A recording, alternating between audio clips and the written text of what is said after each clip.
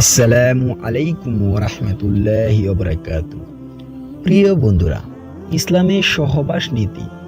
ইসলামে সহবাসের দাম্পত্য সম্পর্কের ব্যাপারে স্পষ্ট নীতি ও নির্দেশনা রয়েছে, যা মূলত পবিত্রতা, পারস্পরিক সম্মান এবং অধিকার নিশ্চিত করে।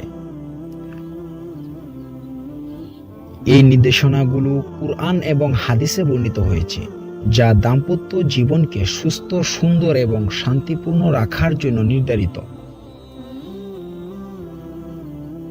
বিবাহিত সম্পর্কের মধ্যে সীমাবদ্ধতা।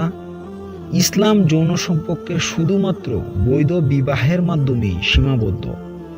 বিবাহ ছাড়া অন্য কোনো ধরনের যৌন সম্পর্ক ইসলামে সম্পূর্ণ নিষিদ্ধ। সহবাসের আগে এবং পরে পবিত্রতা বজায় রাখা অত্যন্ত গুরুত্বপূর্ণ। সহবাসের আগে এবং পরে পবিত্রতা বজায় রাখা অত্যন্ত গুরুত্বপূর্ণ। সহবাসের পর গোসল করে পবিত্র হওয়া। গোসলে জানাবাত বাধ্যতামূলক।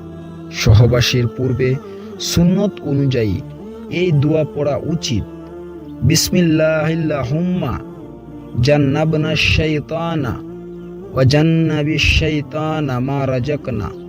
অর্থ: আল্লাহর নামে, হে আল্লাহ, আমাদের শয়তান থেকে দূরে রাখুন এবং আমাদের যে সন্তান দান করবেন তাকেও শয়তান থেকে রক্ষা করুন। দাম্পত্য সম্পর্কে পারস্পরিক সম্মতি এবং সম্মানের মাধ্যমে পরিচালনা করতে হবে। কোনো পক্ষের উপর জোরপূর্বক কিছু চাপিয়ে দেওয়া ইসলামে নিষিদ্ধ। স্বামীর যেমন অধিকার রয়েছে, তেমনি স্ত্রীরও অধিকার রয়েছে। পারস্পরিক সুখ এবং আনন্দ ইসলামে উৎসাহিত করা হয়েছে। স্ত্রীর মাসিক, হায়েজ বা প্রসব পরবর্তী রক্তপাত, নিফাস চলনকারী সহবাস করা নিষিদ্ধ। কুরআনের সূরা আল বাকারা আয়াত 222 এটি স্পষ্টভাবে বর্ণিত হয়েছে। সহবাসের সময় সঙ্গীকে কোনো রকম কষ্ট দেওয়া বা অস্বাভাবিকর অবস্থা রাখা ইসলামে নিষিদ্ধ। উভয় পক্ষের শারীরিক এবং মানসিক সুস্থতা গুরুত্বপূর্ণ। ইসলাম দাম্পত্য জীবনে সন্তান জন্মদানকে উৎসাহিত করে।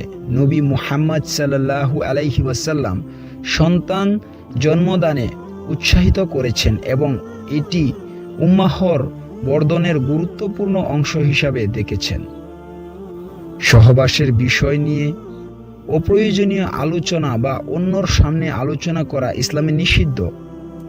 সহবাস একটি গোপনীয় সম্পর্ক, যা দম্পতির মাধ্যমেই সীমাবদ্ধ থাকা উচিত। দাম্পত্য সম্পর্কের সময় শালীনতা এবং বিনয়ের সাথে আচরণ করা। সহবাসের পর উভয়ে পবিত্র গোসল করা। এইসব নীতিমালা এবং নির্দেশনা ইসলামে দাম্পত্য জীবনকে পবিত্র, সম্মানজনক এবং সুখী রাখার জন্য নির্ধারণ করা হয়েছে। মহান আল্লাহ তাআলা আমাদের যেন সঠিক শিখার এবং বুঝার তৌফিক দান করেন। আল্লাহুম্মা আমিন।